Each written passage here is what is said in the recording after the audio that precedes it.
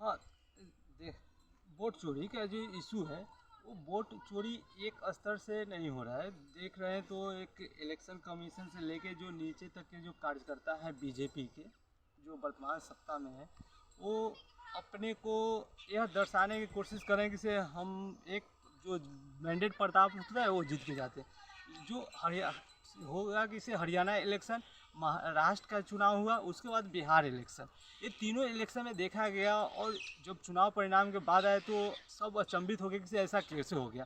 तो इसमें गहन पड़ताल जब जांच किया गया तो इसमें मालूम चला कि नहीं से वोट चोरी हो रहा है और लोगों का नाम कटा जा रहा है हुआ। हरियाणा बिहार में ऐसा ही शुरू हुआ तो उसमें देखा गया कि से जो वोट चोरी का इशू है, जो ग्रामीण अपने बीजेपी कार्यकर्ता है उसको तो नाम भी कटवा देते हैं। दूसरा होता है कि इसमें ऐसा के थ्रू ही हुआ, जैसे कुछ लोगों का एक जगह से मेरे एक मान लेते हैं, एक मेरे परिवार के है, ठीक है, तो एगो के बूथ पर दे दिया 12 नंबर बूथ पर, एक को 13 नंबर के, एक को 14 नंबर पर, एक को 15 नंबर पर, इस तरह से भेज दिया। दूसरा स्तर हुआ कि से क्या किया, जो व्यक्ति यहाँ पर नाम यहाँ पर है उसका नाम कहीं और बूथ और कहीं दूसरे पंचायत में दे दिया।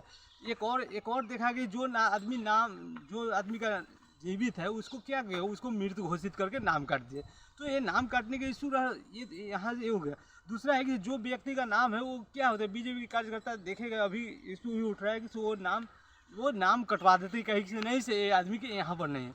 तो इस स्तर पर भी वोट चोरी का होता है। और दूसरा है कि इसके सबसे बड़ा जो बूस्टर डोज मिलता है वो इनका जो सरकार के जो संगठन है उस सरकार के संगठन में ही वो मिलता है, क्योंकि जो ये इशू जो उठाए गए हैं वह इशू कोई मामूली इशू नहीं है, क्योंकि एक वोटर का अधिकार है, उस अधिकार को स्थापित करने के लिए उठाया जा रहा है, क्योंकि जो लोगों के है वो वोटर के लिए काफ़ी है और उस कार्य को लिए हमको आगे बढ़ाना ही होगा आंदोलनों के माध्यम से।